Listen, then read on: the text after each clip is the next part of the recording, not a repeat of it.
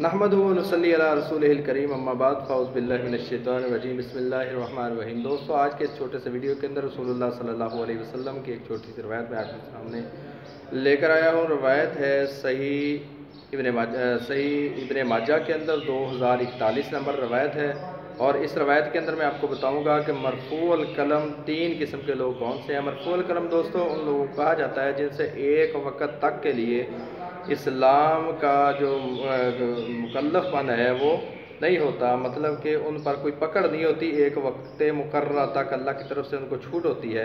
تو سنیے، حدیث کے اندر آپ کو آگے سمجھ آ جائے گی۔ رسول اللہ صلی اللہ علیہ وسلم نے فرمایا رفع القلم عن ثلاثۃ، 3 قسم کے آدمیوں سے قلم اٹھا لیا گیا ہے۔ عن النائم حتی یستیقظ، نمبر 1 جو بندہ سویا ہوا ہے، جب تک وہ سویا ہوا ہے اس وقت تک مرفوع القلم ہے۔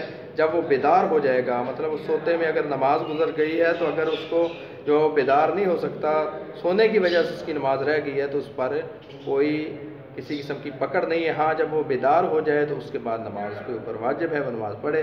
اور دوسرا بندہ وعن الصغیر حتی یکبر، چھوٹا بچہ نابالغ ہے، جب تک بالغ نہ ہو جائے اس کے اوپر کسی قسم کی کوئی پکڑ نہیں ہے۔ ہاں، جب وہ بالغ ہو جائے تو اس کے بعد پورے کے پورے فرائض اسلام کے اس کے اوپر فرض ہیں۔